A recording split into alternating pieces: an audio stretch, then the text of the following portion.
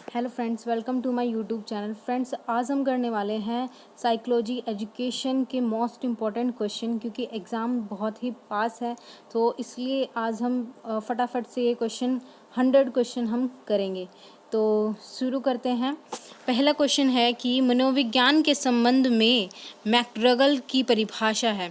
तो इसका जो ऑप्शन ए है वो बिल्कुल राइट आंसर है, क्योंकि मनोविज्ञान आचरण तथा व्यवहार का यथार्थ विज्ञान है। ठीक है, ये मैकडगल ने जो है ये परिभाषा दी है। उसके बाद क्वेश्चन नंबर 2 है कि निम्नलिखित में से गेस्टाल्टवाद का जन्मदाता जो है किसे कहा जाता है। ये एग्ज़ाम के पॉइंट ऑफ व्यू से ये क्वेश्चन जो है बहुत ज़्यादा इम्पोर्टेंट है। मैक्स वर्दाइमर को जो है गेस्टाल्टवाद का जो है जन्मदाता कहा जाता है।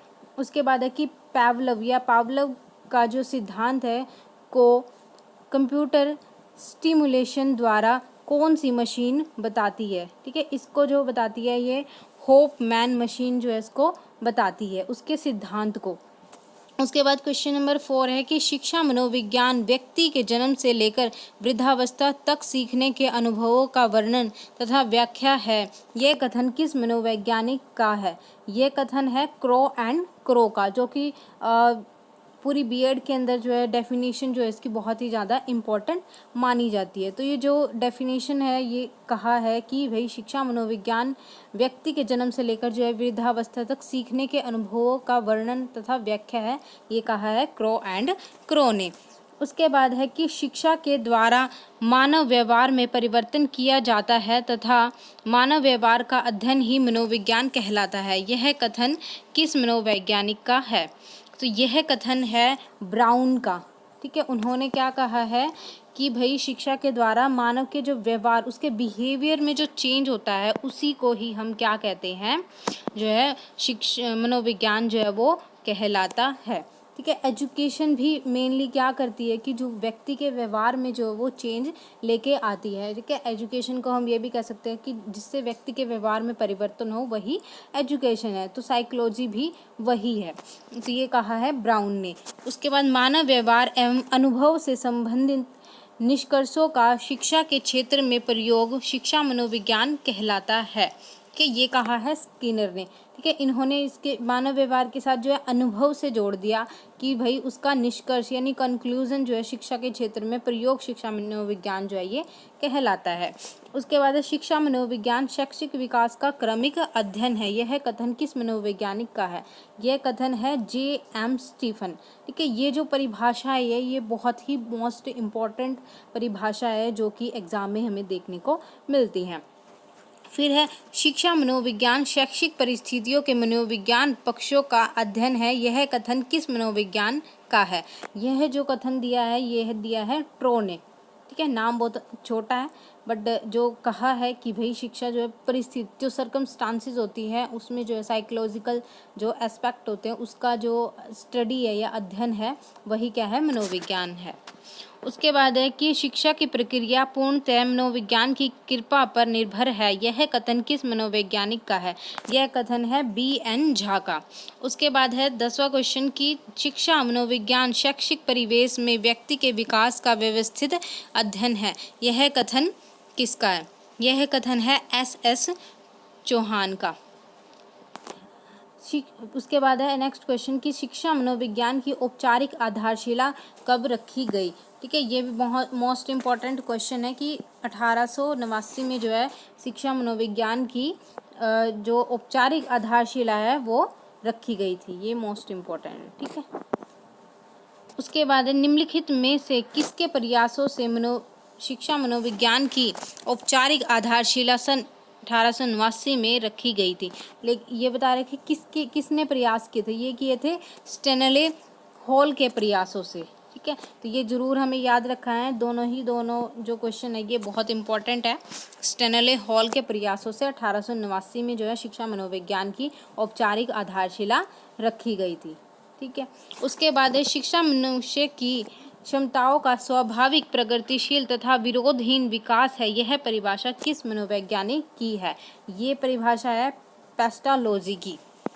उसके बाद क्वेश्चन नंबर 14 है कि शिक्षा मनुष्य की क्षमताओं का विकास है जिनकी सहायता से वह अपने पर्यावरण या वातावरण पर नियंत्रण करता हुआ अपनी संभावित उन्नति को प्राप्त करता है। यह परिभाषा किस शिक्षा शास्त्री की है? ये भी है जॉन डीवी की। ठीक है फ्रेंड्स, कि भाई मनुष्य जो है अपनी क्षमताओं का विकास है, जो शिक्षा के द्वारा ही जो मनुष्य अपनी जो एबिलिटी है उसकी डेवलपमेंट वो कर सकता है। ठीक है, ये जॉन डीवी ने कहा है। उसके बाद क्वेश्चन नंबर 15 है कि शिक्षा मनोविज्ञान का उद्देश्य शैक्षिक परिस्थिति के मनुष्य मूल्य या कुशलता में योगदान देता है। यह परिभाषा किस शिक्षा शास्त्री की है?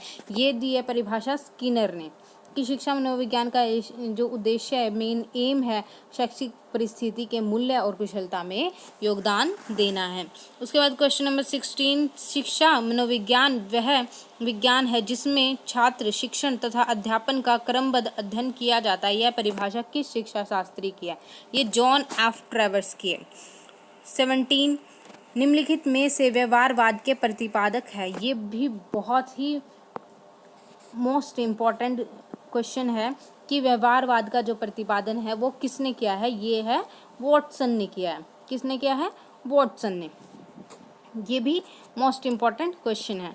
निम्नलिखित में से सहचार्यवाद के प्रतिपादक है। ये जॉन लॉक है जिसने सहचार्यवाद को जो है बताया है कि वो क्या होता है, ये सामंजस्य कैसे किया जाता है। तो ये सब जो है जॉन लॉक ने कहा है। तो ये भी एग्जाम के पॉइंट ऑफ व्यू से मोस्ट इम्पॉर्टेंट क्वेश्चन है। जो मोस्ट इम्पॉर्टेंट क्वेश्चन मैं आपको इसमें बताती रहूँगी कि वो आपको ज़रूर ध्यान में रखने हैं। उसके बाद क्वेश्चन नंबर 19 की निम्नलिखित में से प्रेरक संप्रदाय के प्रतिपादक है। मैकडूगल। ठीक है, मैकडूगल जो है वो प्रेरक संप्रदाय के प्रतिपादक है। ये भी मोस्ट इम्पॉर्टेंट क्वेश्चन है। उसके बाद निम्नलिखित में से मनोविश्लेषणात्मक जो संप्रदाय है उसका प्रतिपादक है, उसका है सिगमंड फ्रायड। ठीक है, सिगमंड फ्रायड जो है ये मनोविश्लेषणात्मक संप्रदाय के प्रतिपादक है। ये भी बहुत ही इम्पॉर्टेंट क्वेश्चन है। उसके बाद है कि निम्नलिखित में से शिक्षा मनोविज्ञान के अध्ययन क्षेत्र है।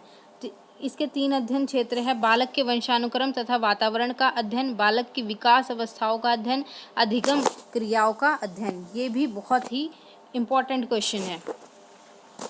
उसके बाद है 22 क्वेश्चन की निम्नलिखित में से कौन सी शिक्षा मनोविज्ञान की उपयोगिता नहीं है? ठीक है, मनोविज्ञान की उपयोगिता नहीं है वो क्वेश्चन है। इसका जो आंसर है कि शिक्षा मनोविज्ञान अध्यापक को उचित अध्यापन विधि के चयन में सहायता नहीं करता है। ठीक है, क्योंकि ये जो है जो मनोविज्ञान की जो उपयोगिता है कि भाई उसमें टीचर जो भी मेथड से पढ़ाता है तो उस मेथड को यूज़ करने में जो है उसकी हेल्प करता है। और तो इसमें जो है क्या दिया हुआ है कि भाई उपयोगिता नहीं है। कौन सी उपयोगिता नहीं है? तो हम जो है चयन में सहायता नहीं करता। ये वाला जो आंसर राइट हो जाएगा। निम्नलिखित में से अधिगम को अप्रभावित करने वाले कारक है। ठीक है, अधिगम को अप्रभावित, जो प्रभावित उसको नहीं करते। ठीक है, तो भूख जो है अधिगम को जो है प्रभावित नहीं करती। बुद्धि करती है, परिपक्वता करती है, और उत्सुकता जो अधिगम को क्या करती है? प्रभावित करती है। ठीक है, जो उसके अप्रभावित जो कारक है वो है भूख। ये भी मोस्ट इम्पॉर्टेंट क्वेश्चन है। इसके बाद 21वीं शताब्दी में मनोविज्ञान का मुख्य आधार तय हुआ था व्यवहार। ठीक है, क्योंकि जो ये साइकोलॉजी है ये क्या करती है? साइकोलॉजी एजुकेशन व्यक्ति के व्यवहार में जो है ये चेंज करती है। तो 21वीं शताब्दी में जो है इसका आधार क्या था? वो था व्यवहार। उसके बाद नेक्स्ट क्वेश्चन है निम्नलिखित में से वाटसन मनोविज्ञान की किस अवधारणा को मानने वाले थे? ठीक है, वाटसन तो है ही बहुत इम्पोर्टेंट, सो इससे रिलेटेड तो आना ही आना क्वेश्चन है। ये किसको मानता था? व्यवहारवाद। देखिए हर बार जो है किसकी बात की जा रही है? पूरी साइकोलॉजी में व्यवहार की बात की जा रही है। व्यवहारवाद को जो है ज़्यादा इसमें इम्पोर्टेंस दी गई है। उसके बाद है क्वेश्चन नंबर 25। इसमें जो 25 जो क्वेश्चन है ये भी बहुत इम्पोर्टेंट है। क्वेश्चन नंबर 26, किसी भी बच्चे को उचित वातावरण एवं व्यवहार देकर उसे इच्छित दिशा में मोड़ा जा सकता है। यह परिभाषा किस मनोवैज्ञानिक की परिभाषा से मिलती जुलती है? ये जहाँ व्यवहार की बात आ जाए वहाँ पे जो है वाटसन लगा देना, तो आपका जो आंसर जो है वो राइट होगा। ये भी बहुत इंपॉर्टेंट क्वेश्चन है। फिर 1912 में किस संप्रदाय का जो है प्रतिपादन हुआ था? गेस्टाल्ट संप्रदाय का, ठीक है, गेस्टाल्ट संप्रदाय का जो है ये 1912 में प्रतिपादन हुआ था। वुडवर्थ के अनुसार अंतर्दृष्टि किस प्रकार की दृष्टि होती है? ठीक है, ये जो होती है पूर्व दृष्टि, किसने कहा है ये? वुडवर्थ ने। निम्नलिखित में से चिंपैंजियों का प्रयोग किसके द्वारा किया गया? चिंपैंजी का जो प्रयोग है वो कोहलर के द्वारा किया गया। ये भी बहुत इंपॉर्टेंट क्वेश्चन है। उसके बाद है कि कोहलर द्वारा चिंपैंजियों पर किया गया प्रयोग किससे रिलेट था, किससे संबंधित था? ये जो इसका कोहलर का जो प्रयोग है सूझ से संबंधित था, अंतर्दृष्टि से संबंधित था, और अंतर्दृष्टि या सूझ दोनों से संबंधित था। ठीक है, ये जो है दोनों से ही रिलेटेड था, और इसका जो आंसर है ये उपरोक्त सभी है। ठीक है, ये दोनों से रिलेट करता है। आप जो इसका आंसर सी भी लगा सकते हो, क्योंकि जो आंसर है वो बिल्कुल सही है। उसके बाद है कि निम्नलिखित में से कार्ल रोजर्स द्वारा सिद्धांत प्रतिपादित किया गया। तो ये जो कार्ल रोजर्स द्वारा जो है पर्यावरणीय सिद्धांत जो है इसका प्रतिपादन किया गया। निम्नलिखित में से ओलपोर्ट किस व्यवस्था के प्रबल समर्थक थे? ओलपोर्ट जो है वो आत्म बिंदु रेखीय व्यवहार व्यवस्था के जो व्यवस्था थी उसके समर्थक थे। ओलपोर्ट ने सर्वप्रथम किस या किन गुणों से संबंधित विश्लेषण किया? उन्होंने भी किससे किया? व्यवहारिक गुणों का। ठीक है, जहाँ पर गुणों की बात आ गई तो आप वहाँ पे ओलपोर्ट लगाओगे, ना कि आप वॉटसन लगाओगे। ठीक है, क्योंकि क्वेश्चन कई बार जो है क्वेश्चन का आंसर बना देते हैं। एग्जामिनर जो होते हैं वो आंसर का क्वेश्चन भी बना सकते हैं, तो उन पे डिपेंड करता है कि वो क्वेश्चन किस तरीके से हमारे सामने जो है रखते हैं। जेम्स ड्रेवन ने मनोविज्ञान को किस प्रकार का विज्ञान माना है? अशुद्ध विज्ञान, आंशिक और शुद्ध विज्ञान जो है इन्होंने माना है, जेम्स ड्रेवन ने। उसके बाद क्वेश्चन नंबर 35 कि बालक के विकास का अध्ययन हमें यह जानने योग्य बनाता है कि क्या पढ़ाए, कैसे पढ़ाए। ठीक है, तो ये किसने कहा है, किस मनोवैज्ञानिक का जो है ये कहना है? तो ये है किलफोर्ड का। क्या कहना है कि भाई बालक के विकास का अध्ययन हमें यह जानने में योग्यता करता है कि कैसे पढ़ाए और क्या पढ़ाए। ठीक है, क्योंकि बच्चे के अकॉर्डिंग ही, क्योंकि एजुकेशन का मेन जो लक्ष्य है वो ऑलराउंड डेवलपमेंट है स्टूडेंट की, तो उसी के अकॉर्डिंग ही अगर बच्चों को जो है कोई एक चैप्टर समझ में नहीं आया तो टीचर जो है उसको दोबारा कराएगा उसकी जो इवैल्यूएशन के बाद, क्योंकि उसे पता चल जाता है कि बच्चों को ये चीज़ समझ में नहीं आया। तो उनके डेवलपमेंट पे डिपेंड करता है कि क्या पढ़ाए और किस तरीके से पढ़ाए, कौन सा मेथड हम यूज़ करें। क्वेश्चन नंबर 36 है कि मनोविज्ञान के संबंध में क्रो एंड क्रो की परिभाषा क्या है? किसी व्यक्ति, ये जो है पहले भी आया हुआ है क्वेश्चन, इसमें क्या किया है कि क्वेश्चन का आंसर बना दिया और आंसर का जो है इन्हें क्वेश्चन बना दिया। तो वही बात करेंगे कि भाई जन्म से लेकर वृद्धावस्था तक जो है अधिगम अनुभवों का वर्णन और जो है धारणा मनोविज्ञान है। ठीक है, जो क्वेश्चन नंबर 37 मनोविज्ञान के संबंध में स्कीनर की क्या परिभाषा है? कि स्कीनर कहते हैं कि मनोवैज्ञानिक शिक्षा का आधारभूत विज्ञान है। कि वही हो रहा है कि क्वेश्चन का आंसर और आंसर का क्वेश्चन यहाँ पे हमें देखने को मिल रहा है। मनोविज्ञान के संबंध में क्रो एंड क्रो की क्या परिभाषा है? वही आ गया कि भाई जो उसने कहा है कि जन्म से लेकर वृद्धावस्था तक जो है जो लर्निंग एक्सपीरियंस है उनका जो है वर्णन ही क्या है? मनोविज्ञान है। ये क्वेश्चन दोबारा रिपीट हुआ है। मनोविज्ञान के संबंध में स्कीनर की क्या परिभाषा है? ये भी जो है क्या है कि दोबारा से ही रिपीट हुआ है। मनोविज्ञान शिक्षा का आधारभूत विज्ञान है। फ्रेंड्स, ये वो क्वेश्चन है जो प्रीवियस पेपर में हमें देखने को मिले हैं। सो रिपीट होता है तो कोई दिक्कत नहीं है, हमें वो दोबारा से याद होगा, यानी वो मोस्ट इम्पॉर्टेंट है अगर वो रिपीट हो रहा है तो। स्कीनर किस देश के वैज्ञानिक थे? ठीक है, स्कीनर जो थे वो अमेरिका के वैज्ञानिक थे। निम्नलिखित में से किसने सबसे पहले प्रश्नावली का निर्माण किया, यानी जो क्वेश्चनियर है उसका निर्माण किसने किया, ये मोस्ट इम्पॉर्टेंट क्वेश्चन है। ये किया था वुडवर्थ ने। खेलों के माध्यम से बालक में कौन सा गुण विकसित होता है, ये होता है सामाजिकता, यानी जो सामाजिकता है बच्चों के अंदर, जो सहचार्य की भावना है वो सोसाइटी के अंदर से ही आती है। समाज में कैसे रहना है, कैसे जो है कम्युनिकेट करना है, तो वो सोसाइटी के अंदर से ही रहती है बच्चों के अंदर, तो सामाजिकता का जो है विकास होता है। उसके बाद है कि बाल केंद्रित शिक्षा जो है किसकी देन है। जो बाल केंद्रित शिक्षा, मैं बार बार यही कह रही हूँ कि जो एजुकेशन है वो किसकी देन है, वो साइकोलॉजी एजुकेशन की ही देन है, कि इसी के अंदर ही क्या है कि जो बच्चे के व्यवहार में परिवर्तन करना ही क्या है, एजुकेशन है, साइकोलॉजी है। और किसकी साइकोलॉजी की बात हो रही है यहाँ पे, एक बच्चे की साइकोलॉजी की बात करते हैं हम, तो ये जो है बहुत ही इम्पोर्टेंट क्वेश्चन है। उसके बाद है कि निम्नलिखित में से संज्ञानवादी पद्धति के जनक है, जीन पियाजे और ब्रूनर। ठीक है, जो कॉग्निटिव जो थ्योरी है जो उन्होंने दिया है, कि पियाजे ने दिया और ब्रूनर ने भी जो है इसके बारे में कहा है। यानी संज्ञानवादी पद्धति का जो निर्माण है या उसके जो जनक है, प्रतिपादक है, वो कौन है, जीन पियाजे और ब्रूनर। ये भी बहुत इंपॉर्टेंट क्वेश्चन है। थॉर्नडाइक ने शिक्षा मनोविज्ञान का कैसा रूप प्रदान किया है। जहाँ पर भी थॉर्नडाइक की बात आती है तो हमें जो है तुरंत से ही बिल्ली वाले सिद्धांत की जो है याद आ जाती है।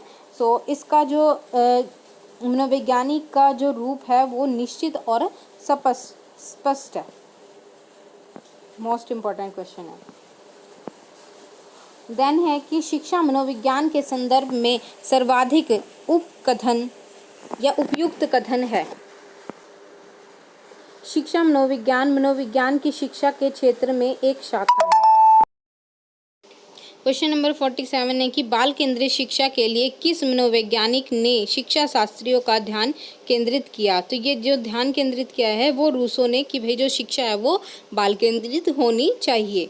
निम्नलिखित में से सिगमंड फ्रायड की अवधारणा है। ठीक है, इसको जो है ईगो से याद रखना है, जहाँ ईगो वर्ड आ जाए तो वहाँ फ्रायड का नाम जो है हमें फटाफट से टिक जो है वो कर देना है। मनोभौतिक विधि में किन के मध्य के संबंधों का अध्ययन जो है वो किया जाता है। तो वो उद्दीपन और जो है अनुक्रिया के संबंधों का यहाँ पे अध्ययन किया जाता है। आत्मनिरीक्षण विधि द्वारा किन की क्रियाओं का अध्ययन किया जाता है। तो वो स्वयं की क्रियाओं का, जहाँ पे आत्म या सेल्फ की बात आ जाए तो वहाँ पे स्वयं की जो क्रियाएं हैं उनका अध्ययन जो है वो किया जाता है। फिर बाल केंद्रित शिक्षा जो है किसकी देन है। फिर से यही क्वेश्चन रिपीट हुआ है कि ये किसकी देन है, ये साइकोलॉजी एजुकेशन की देन है। देन नेक्स्ट क्वेश्चन है कि शिक्षा के संकुचित अर्थ में शिक्षा प्रदान की जाती है निश्चित स्थान पर।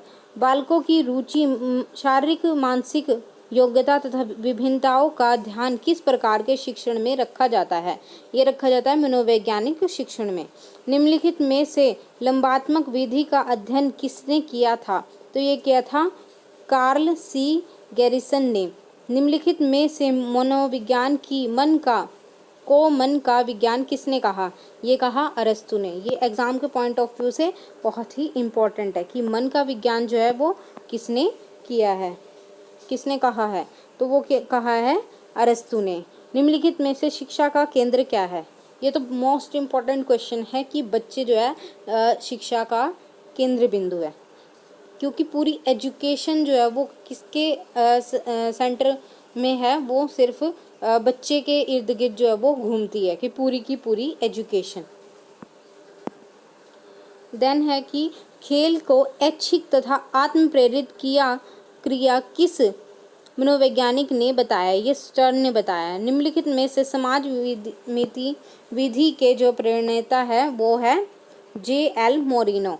बालकों में खेलों से विकसित होने वाली शक्तियाँ क्या है, शारीरिक, मानसिक और सामाजिक। यानी जो बच्चे हैं वो उनमें क्या चीज़ डेवलप होगी खेल खेलने से, तो वो फिजिकल भी जो है वो अच्छे होंगे, मेंटली भी जो है बहुत अच्छे होंगे और सोशली भी वो बहुत ज़्यादा अच्छे होंगे। उसके बाद है कि मारिया मोंटेसरी पद्धति में शिक्षा किस माध्यम से दी जाती है। तो ये दी जाती है गीतों के द्वारा, खेलों के द्वारा, और उपहारों के द्वारा। ये भी बहुत इंपॉर्टेंट क्वेश्चन है। देन है कि विलियम वुंट और टीचनर किस विचारधारा के प्रतिपादक या प्रवर्तक थे? वो थे संरचनावादी विचारधारा के, जो कंस्ट्रक्टिव अप्रोच थी। ठीक है। उसके बाद है कि समस्यात्मक बालकों की प्रवृत्ति होती है, वो होती है समाज विरोधी प्रवृत्ति, झगड़ालू प्रवृत्ति और जो अपराधी प्रवृत्ति। यानी जिन बच्चों के अंदर प्रॉब्लम्स होती है तो वो क्या होती है, वो सोसाइटी में जो है एक दूसरे से विरोध की प्रवृत्ति होती है। ठीक है, वो झगड़ा करते रहते हैं, ठीक है, करने लग जाते हैं, तो वो बच्चों में जो है वो प्रवृत्ति जो है धीरे धीरे डेवलप हो जाती है, जो कि बहुत प्रॉब्लमेटिक है। उसके बाद है नेक्स्ट है कि सबसे पहले मनोविज्ञान या मनोवैज्ञानिक प्रयोगशाला किस देश में स्थापित की गई थी? तो ये की गई थी जर्मनी में। ये भी बहुत इंपॉर्टेंट क्वेश्चन है। व्यवहारवाद की मुख्य विशेषता है मापन। ठीक है, फ्रायड ने मन की तुलना किससे की है? समुद्र में तैरते हुए हिमखंड से। किससे? समुद्र में तैरते हुए हिमखंड से जो तुलना की है फ्रायड ने। शिक्षकों की तैयारी की आधारशिला होनी चाहिए शिक्षा मनोविज्ञान। समाज मीति विधि में जो अध्ययन किया जाता है, एक समूह की बनावट का अध्ययन। उसके बाद निम्नलिखित में से किसका सबसे व्यापक क्षेत्र है? तो ये है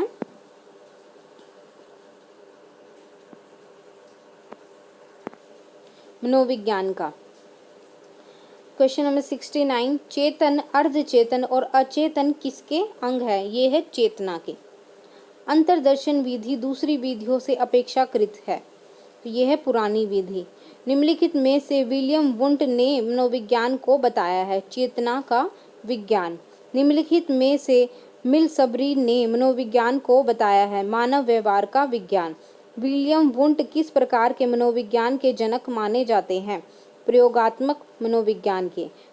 पावलोव ने मनोविज्ञान के किस सिद्धांत का जो है प्रतिपादन किया है? पावलोव ने जो चिरसम्मत अनुकूलन सिद्धांत के। ठीक है, उसके बाद व्यक्ति की संवेदना और अभिवृत्ति जानने की सबसे उपयुक्त विधि है साक्षात्कार विधि। जो विधि है, जो इंटरव्यू मेथड है, वो व्यक्ति की संवेदना और अभिवृत्ति को जानने के लिए सबसे अच्छा मेथड है। प्रथम मनोवैज्ञानिक प्रयोगशाला जर्मनी में कब स्थापित की गई? 1879 में। शिक्षा मनोविज्ञान वर्तमान में अपने किस स्वरूप में है? शैशवावस्था में। मनोविज्ञान अध्ययन की जेनेटिक विधि को अन्य किस नाम से पुकारा जाता है? तो ये जाता है विकासात्मक विधि। मनोविज्ञान की बहिर्दर्शन विधि के जनक है J.B. वॉटसन। किस मनोवैज्ञानिक ने कहा कि चेतन मन के साथ अचेतन मन भी ध्यान देना चाहिए? तो ये कहा है फ्रायड ने। बाल केंद्रित शिक्षा की अवधारणा मनोविज्ञान के किस संप्रदाय ने दी है? कि जो अवधारणा दी है वो किसने दी है? किस संप्रदाय ने दी है? वो मनोविश्लेषणात्मकवाद ने। गेस्टाल्ट संप्रदाय का जन्म जो है वो किस देश में हुआ है? जर्मनी में। समग्रवाद में मुख्य रूप से ध्यान दिया जाता है पूर्ण से अंश की ओर। कौन सा संप्रदाय मनोविज्ञान को चेतना का विज्ञान मानता है? संरचनावाद। निम्नलिखित में से J.B. वॉटसन ने मनोविज्ञान के किस संप्रदायों को जन रहित मनोविज्ञान की संज्ञा दी है? तो ये दी है मनोविज्ञान की जो संज्ञा दी है वो दी है व्यवहारवाद को। प्रबलन का सिद्धांत किसने प्रतिपादित किया? तो ये किया था स्किनर ने। स्थानीय इतिहास के लिए सबसे अधिक उपयोगी शिक्षण विधि है? ये है क्षेत्रीय भ्रमण विधि। सामाजिक अध्ययन का सबसे अधिक महत्व किसमें होता है? सामाजिक मूल्यों के विकास में। प्रजातांत्रिक मूल्यों एवं सिद्धांतों का अनुसरण कुंडी विधि करती है? वाद विवाद विधि। सामाजिक अध्ययन पढ़ाने की प्राथमिक कक्षाओं में सर्वाधिक उपयुक्त विधि है कहानी विधि। ठीक है, यानी बच्चों को जो है कहानी के मेथड से जो बहुत ही अच्छा समझ में आता है, क्योंकि बच्चे छोटे होते हैं तो वो जो कहानियों के माध्यम से वो जल्दी सीखते हैं। तो वहाँ पे जो है कहानी का जो ये स्टोरी टेलिंग मेथड है बहुत ही ज़्यादा अच्छा माना जाता है। उसके बाद है कि अधिगम के लिए प्रथम शर्त क्या है? सीखने वाले की अभिप्रेरणा। अधिगम के लिए द्वितीय शर्त क्या है? सीखने वाले की बहु अनुक्रियाएं। और तृतीय शर्त क्या है? सीखने वाले को पुनर्बलन यानी रीइंफोर्समेंट। उसकी चौथी शर्त सीखने वाले का अभ्यास। ये चारों ही क्वेश्चन जो है बहुत ही इम्पोर्टेंट है। अधिगम अपेक्षाकृत व्यवहार में स्थायी परिवर्तन है जो अभ्यास तथा अनुभव के परिणाम स्वरूप होता है। यह परिभाषा किस मनोवैज्ञानिक ने दी है? ये दी है मॉर्गन ने।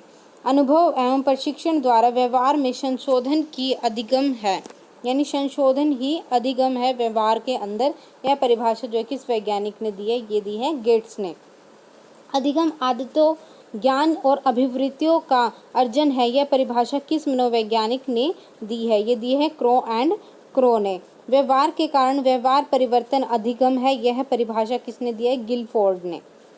पूर्व निर्मित व्यवहार में अनुभव द्वारा परिवर्तन ही अधिगम है। यह परिभाषा किस मनोवैज्ञानिक ने दी है? यह दी है कार्लविन ने। और हमारा अंतिम प्रश्न है कि अधिगम व्यक्ति में एक परिवर्तन है जो उसके वातावरण के परिवर्तनों के अनुसरण में होता है। यह परिभाषा किस वैज्ञानिक ने दी है? तो यह परिभाषा पील वैज्ञानिक ने दी है। तो इसी के साथ हमारे फ्रेंड्स, अगर आपको मेरी ये वीडियो पसंद आई हो तो प्लीज़ लाइक करें और सब्सक्राइब करें। Thanks for watching.